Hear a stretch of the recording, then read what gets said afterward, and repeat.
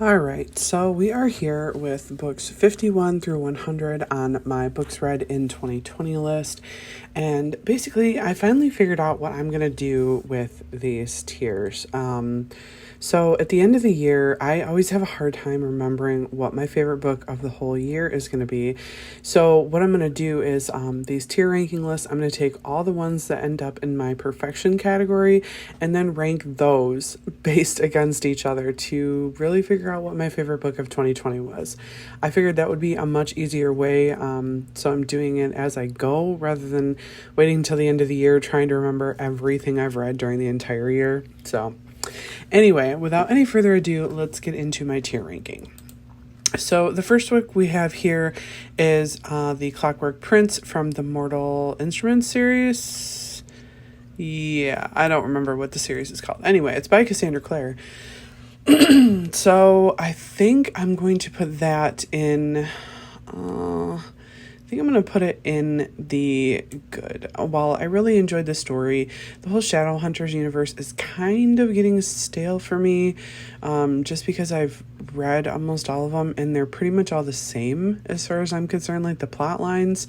It's just the characters that are different. So this next one is on Stranger Tides. This was basically like a pirate book.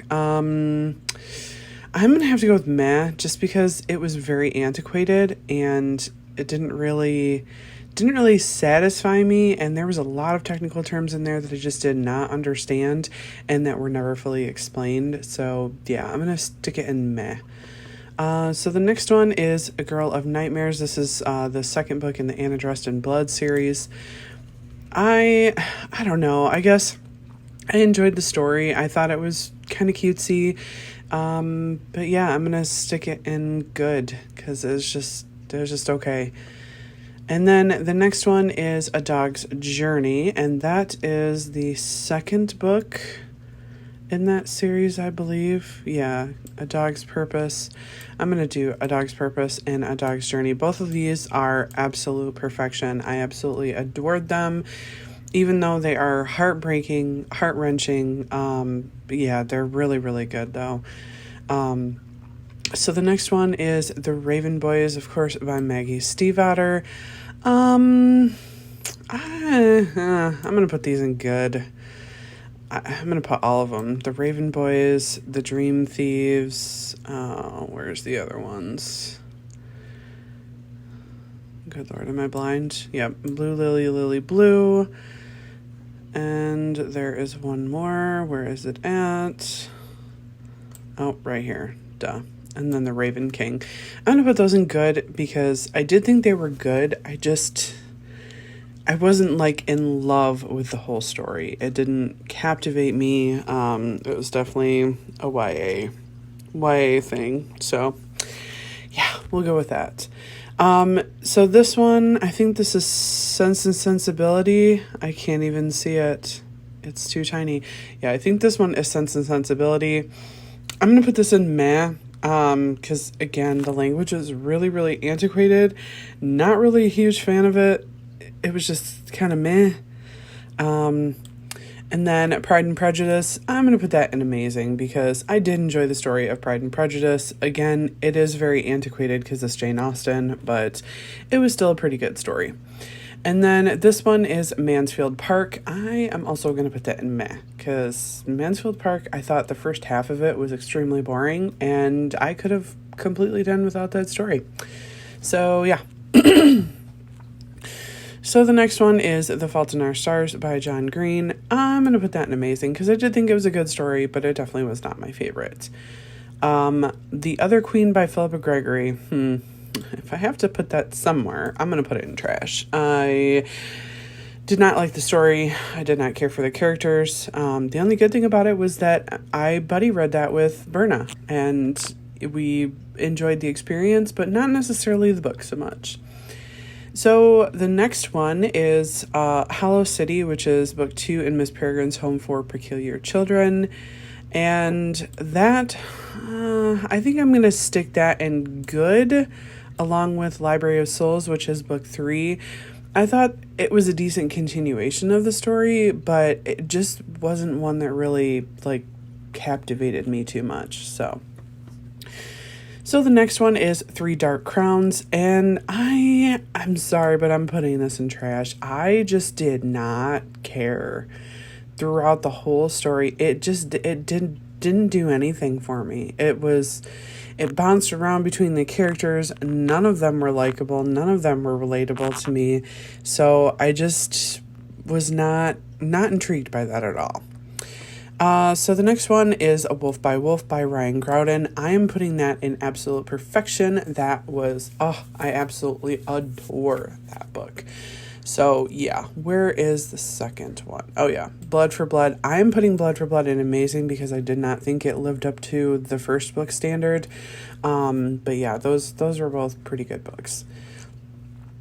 So the next one is, I'm going to go with A Torch Against the Night and A Reaper at the Gates, both of them by Sabaa Tahir. I thought these were both kind of meh. I don't really remember a whole lot about the story. I don't really care a whole lot about the story at this point. So yeah, that's kind of where I'm at with it. It's just meh. The Hate U Give. I am putting that in amazing. I thought it was a great story. I thought it had a great message to it, and I really enjoyed reading it. So I'm just going to put it in amazing.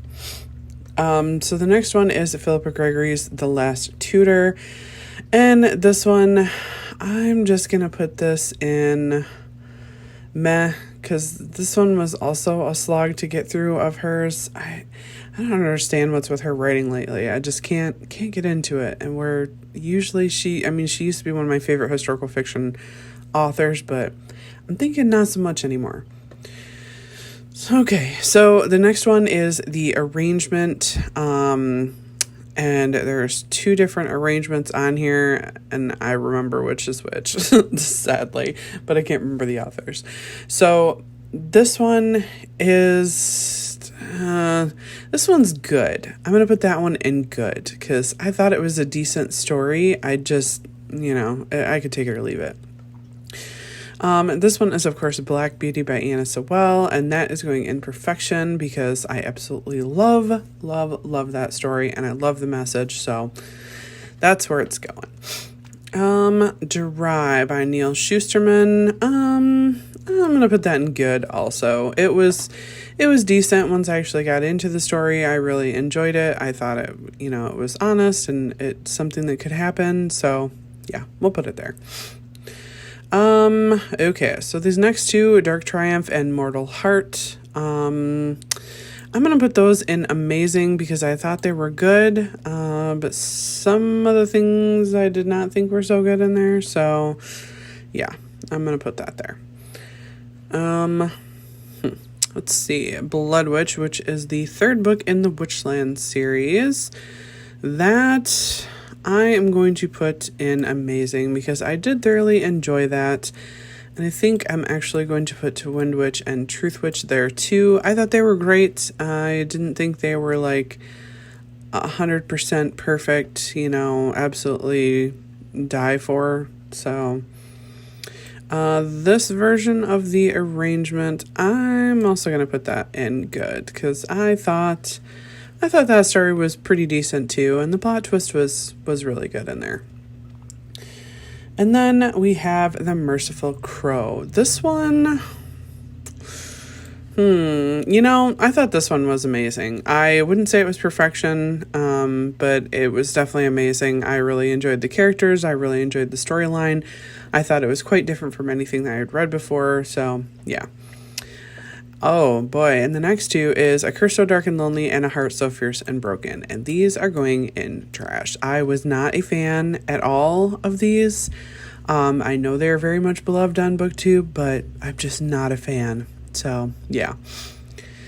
Then the next one is Ink in the Blood. That I'm also putting in trash. I just did not care for that book whatsoever. I thought it was way too much based on religious themes for me, so it was definitely not my kind of book. All right, so Capturing the Devil by Kerri Maniscalco. I'm going to put that in amazing because I really, really enjoyed those stories. And then the short novella, Becoming the Dark Prince, I'm putting that in trash because that is totally a book that did not need to be written, just FYI. It was not worth my time to read it.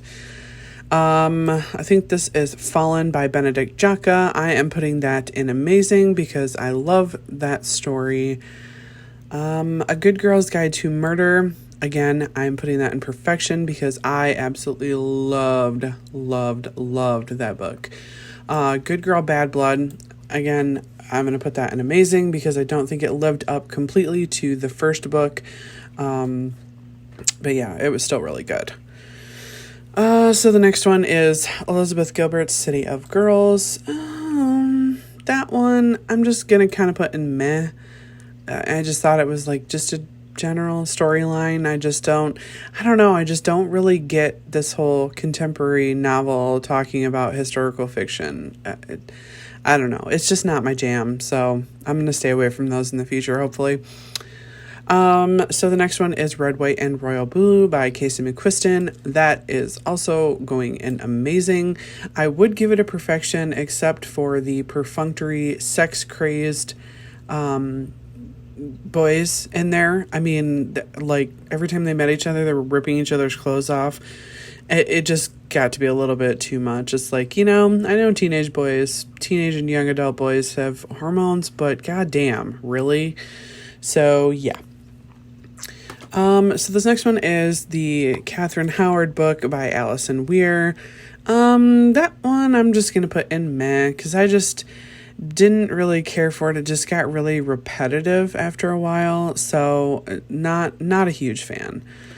So this next one is Beach Read, and I actually just finished this recently. I am putting this in amazing. I thought it was a great story.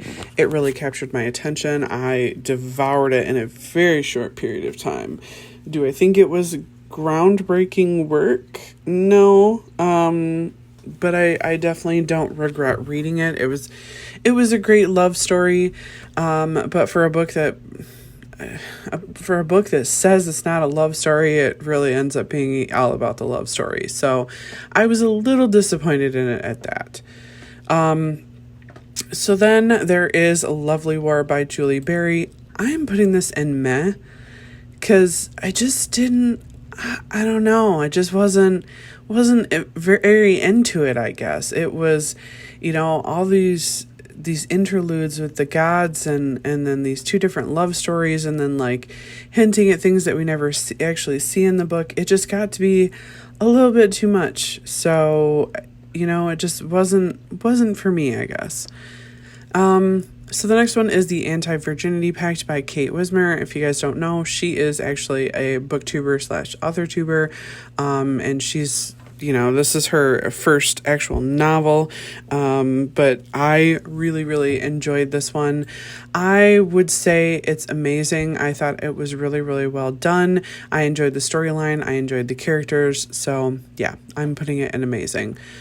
And then we have Clockwork Princess, and I don't even remember the name of the other one, which, again, I am also putting in good because the storyline for me is just kind of overdone.